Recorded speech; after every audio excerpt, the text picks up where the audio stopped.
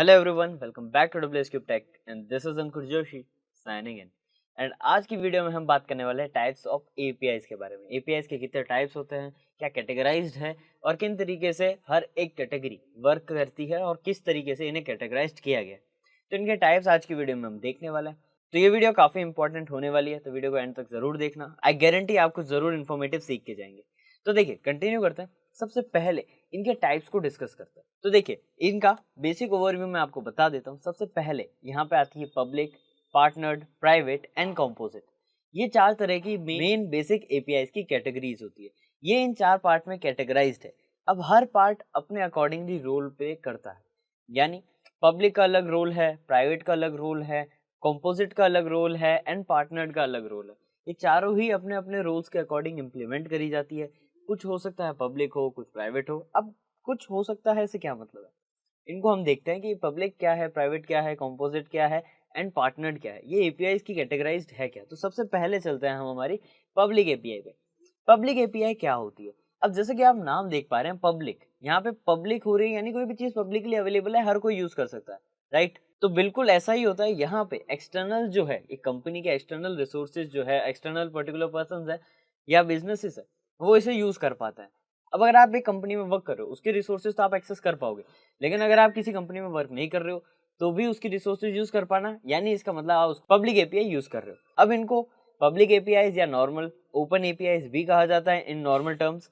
तो इस तरीके से भी इनको प्रोनाउंस किया जाता है या बुलाया जाता है। वोकैबुलरी में ऐसे भी यूज करा जा सकता है इनका। नेक्स्टली यहाँ पे आता है हमारा नेक्स्ट पॉइंट, जो कि है इसका नीड क्या है। इसका नीड ये है कि ज्यादातर वेबसाइट्स या कंपनीज या ऑर्गेनाइजेशन क्या करती है, कुछ रिसोर्सेज बनाती है जो वो सबसे शेयर कर सके। उस नीड से वो बना सकती है कि सबके साथ वो शेयर हो, सबको वो यूज कर सके सारे रिसोर्सेज। जैसे कि यहाँ पे अगर एग्जांपल लिया जाए पब्लिक एपीआई का, तो बेस्ट एग्जांपल कौन सा होगा? ऐसी कौन सी चीज है जो आप ओन नहीं करते हैं बट उसकी सर्विस को यूज कर रहे हैं? यहाँ पे बेस्ट एग्जांपल आ सकता है थर्ड पार्टी लॉगिन्स का। कैसे? अब आपकी कंपनी है, या फिर चलो कोई भी एक रैंडम कंपनी का एग्जांपल ले लेते हैं।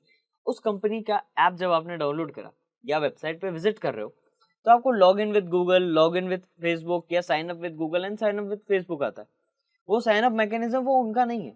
क्यों? गूगल या फेसबुक वो ओन नहीं करते, लेकिन फिर भी उनकी वैलिडेशन से, उनके डेटा से या उनकी सिक्योरिटी मैकेनिज्म से वो आपको लॉग इन करने दे रहे हैं या उनके थ्रू आपको लॉग इन करने दे रहे हैं। इसका मतलब वो वहां पे लॉग इन एपीआई यूज कर रहे हैं, जो कि वो थर्ड पार्टी की है, जो कि गूगल की है या फेसबुक की है, जो भी वहां पे इम्प्लीमेंटेड है। ऐसा हो सकता है आपके वेदर एप्स में भी। आपके फोन में वेदर एप्स होते हैं, विजेट्स होते हैं। तो हर कई एप्स, इतने सारे एप्स हैं वेदर ऐप। अगर आप गूगल करते हैं, प्ले स्टोर पे जाते हैं, तो आपको मल्टीपल एप्स मिलेंगे। तो क्या इसका मतलब सारे एप्स अलग बड़ी बड़ी कंपनियां हैं, उन्होंने अपने सैटेलाइट लॉन्च करे हैं ताकि वो वेदर को फोरकास्ट कर सके? नहीं, ऐसा नहीं है। क्यों? क्योंकि एक पर्टिकुलर किसी कंपनी ने या कुछ आध कंपनियों ने ऐसा कर रखा है एंड वो अपनी रिसोर्सेज सभी तक शेयर कर रहा है, अपना डेटा सभी तक शेयर कर रहा है एपीआई के थ्रू, ताकि वो लोग उन्हें यूज कर सके एंड अपने बिजनेस को और अच्छा कर सके। तो ये है एग्जाम्पल पब्लिक एपीआई का, यानी कोई भी यूज कर सकता है। अगर मैं अभी वेबसाइट बनाना चाहूँ तो मुझे क्या करना है? अगर मैं लॉगिन में गूगल और फेसबुक लॉगिन चाहता हूँ, तो मैं उनकी एपीआईज को यूज करूंगा एंड वहां पे इम्प्लीमेंट कर दूंगा। तो ये चीज फिर मुझे इम्प्लीमेंटेशन में हेल्प करेगी, क्योंकि वहां पे मेरा काम आसान हो गया, मुझे इतने लंबे कोड लिखने की जरूरत नहीं है। अब देखो नेक्स्ट पॉइंट पे हम बढ़ते हैं, जो कि है यहाँ पे टिपिकल मॉडरेट ऑथेंटिकेशन और ऑथराइजेशन। यहाँ पे ऑथेंटिकेशन और ऑथराइजेशन का मॉडरेट लेवल रहता है, वो करा जाता है ताकि उन एपीआईज का यूजेस कैसे हो रहा है वो देखा जाए। अब यहाँ पे जरूरी नहीं है पब्लिक एपीआई हमेशा फ्री टू यूज हो, क्योंकि एक कंपनी अपनी एपीआई को पब्लिक कर सकती है, सब लोग यूज करेंगे उसे एंड यूज करने के बाद एक बार उनको आदत लग गई तो उसे वो मोनेटाइज भी कर सकते हैं। जैसा कि आपने ऐसा कई जगहों पे देखा होगा, ऐसी कई सर्विसेज है जो आप पहले फ्री में यूज करते थे लेकिन अब वो पेड हो चुकी है। ऐसे कुछ एग्जांपल्स है तो मुझे आप बता सकते हैं, या फिर आपके माइंड में है तो वो चीज आप चेकआउट करें। और अगर आपके पास ऐसे नहीं आ रहे हैं दिमाग में, तो मैं आपको कुछ बता देता हूँ। जैसे कि शोडन है, हमारा हैकर्स के लिए सर्च इंजन है, लेकिन ये पहले काफी सर्विसेज इसकी फ्री थी, वो पेड नहीं था। लेकिन अब वहां पे लॉग इन करना पड़ता है, साइन अप करना पड़ता है, पे करना पड़ता है कई फंक्शंस के लिए, बट ऐसा पहले नहीं था। ऐसे बहुत सारे टूल्स हैं हमारे जो भी पहले पेड नहीं थे लेकिन अब पेड हो चुके हैं, क्योंकि उनका यूज काफी ज्यादा हो चुका है। ऐसे ही नेटक्राफ्ट एक्सटेंशन भी हमारा ऐसा ही है, वो पहले पेड नहीं था लेकिन अब उसका फीचर्स पेड आ चुके हैं। हाँ, एक्सटेंशन फ्री है लेकिन उसकी वेबसाइट पे सर्विसेज सारी पेड हो चुकी है। तो ये चीजें हैं, तो जरूरी नहीं कोई पब्लिक एपीआई हमेशा ही पब्लिक रहे। वो पेड भी हो सकती है। अब पेड है तो क्या हो सकता है यहाँ रीजन, क्या पब्लिक से प्राइवेट हो गई? नहीं, ऐसा नहीं है, पब्लिकली अवेलेबल है, लेकिन यूज करने के लिए बस आपको पे करना होगा, बस सिंपल यही है। अब नेक्स्ट बढ़ते हैं हमारे नेक्स्ट आईपी पे, जो कि है पार्टनर्ड आईपी।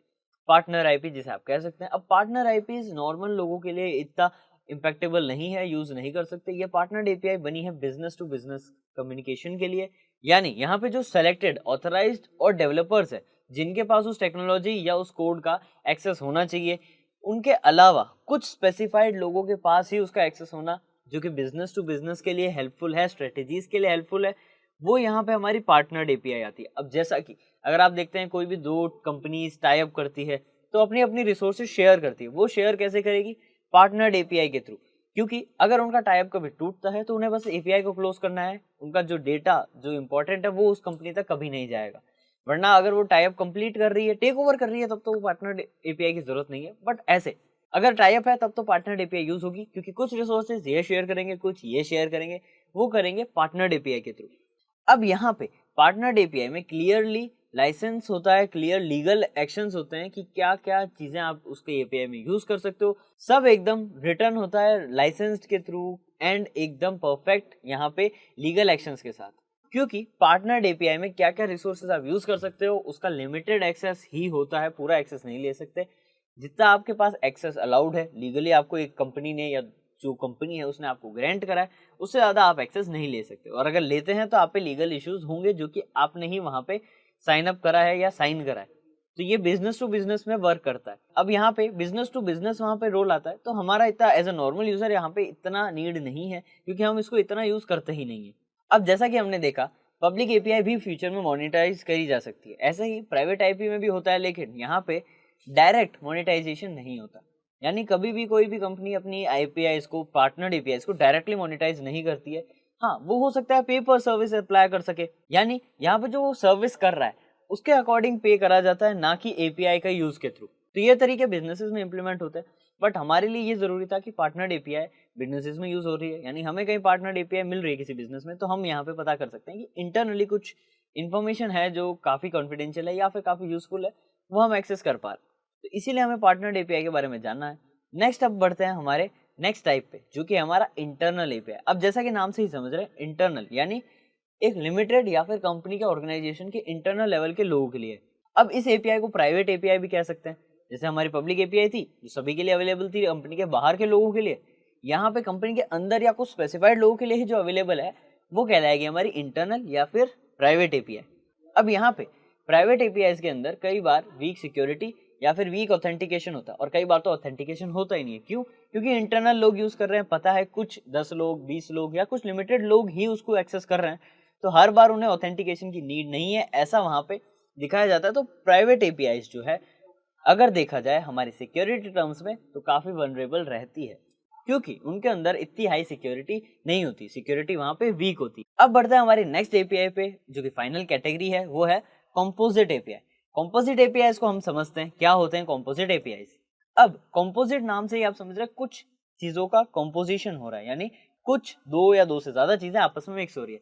बिल्कुल ऐसा ही है, दो या दो से ज्यादा एपीआई सर्विसेज जब आपस में मिक्स होती है, वो भी एक लिंक के साथ सीरीज में, तो वो चीज होती है कॉम्पोजिट एपीआई। कैसे? क्योंकि यहाँ पे एक एपीआई है, वो एपीआई कुछ पर्टिकुलर काम कर रही है, लेकिन उसको फाइनल आउटपुट जनरेट करने के लिए एक दूसरे एपीआई की हेल्प चाहिए, तो वो उस दूसरी एपीआई से हेल्प लेगा, एंड फाइनल जो आउटपुट आ रहा है वो थर्ड एपीआई तक जाएगा, जो कि उसको यूजर तक पहुंचाएगा। या ऐसे कुछ ना कुछ चेन लिंकिंग इंटरडिपेंडेंसी होती है।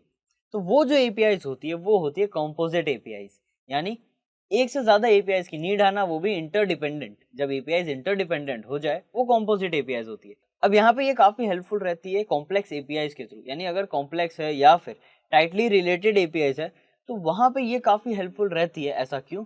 क्योंकि ये उनको हमें समझने में हेल्प कर लेती है। कॉम्पोजिट एपीआईज वहां पे इन कॉम्प्लेक्स एपीआई को समझने में आसानी होती है, क्योंकि अगर इंटरलिंक्ड है तो वो काफी एक हेक्टिक वे हो जाएगा हमारे लिए। बट हम देखा जाए अगर, तो वो हेक्टिकनेस अगर चली जाएगी, क्योंकि हमें पता है 1 2 3 4 चारों एपीआई आपस में इंटरलिंक है, कौन सी एपीआई क्या काम कर रही है, तो हमारे लिए वो चॉइस डिवाइड हो गई, टुकड़ों में बट गई, और उसे हम समझ पा रहे हैं। ठीक है, नेक्स्टली यहाँ पे हम आगे बढ़ते हैं। अब यहाँ पे सारा काम अगर एक एपीआई नहीं कर रही, कुछ एपीआई अपना अपना काम कर रही है, तब यहाँ पे जाहिर सी बात है यहाँ पे स्पीड और परफॉर्मेंस एक पर्टिकुलर टास्क की काफी अच्छी हो जाएगी, जिससे एक इंडिविजुअल एपीआई पे लोड भी कम पड़ेगा, वो काम भी अच्छे से कर पाएगी और रिजल्ट भी फास्ट और इफेक्टिव और अच्छा प्रोड्यूस करेगी। तो ये होता है कंपोजिट एपीआई में। अब अलग अलग जगहों पे अलग अलग एपीआई यूज होती है उनकी नीड की मदद से। अगर आपको पब्लिक एपीआई की मदद की जरूरत है तो आप पब्लिक एपीआई ट्राई करो। आपके बिजनेस में, आपके रिसोर्स में कौन सी एपीआई यूज हो रही है वो पता करना हमारे लिए जरूरी है, क्योंकि हमें पता होना चाहिए किन टाइप्स की एपीआईज है। अब जब हमें पता चला तब उनकी वर्किंग को हम समझेंगे, उनकी वर्किंग समझने के बाद हमें पता चलेगा किस तरीके से वो काम कर रही है, एंड उसके बाद हम कैटेगराइज कर पाएंगे कि इस तरीके से काम कर रही है तो ये पब्लिक एपीआई है, ये प्राइवेट एपीआई है। फिर उसमें बग्स निकालेंगे और हमारी पेनिट्रेशन टेस्टिंग एपीआई की कंटिन्यू रखेंगे। तो होप स्टूडेंट्स आपको ये चारों कैटेगरीज और टाइप्स एपीआई की अच्छे से क्लियर हो गई हो। तो होप आपको ये वीडियो इन्फॉर्मेटिव लगी हो। अब इन चीजों का आपको अच्छे से ध्यान रखना है, चीज को रिवाइज करना है, नोट टेकिंग अच्छे से करें, एंड मिलता हूं आपसे नेक्स्ट वीडियो में और अमेजिंग और इन्फॉर्मेटिव कंटेंट के साथ। तब तक के लिए this is Ankur Joshi signing off.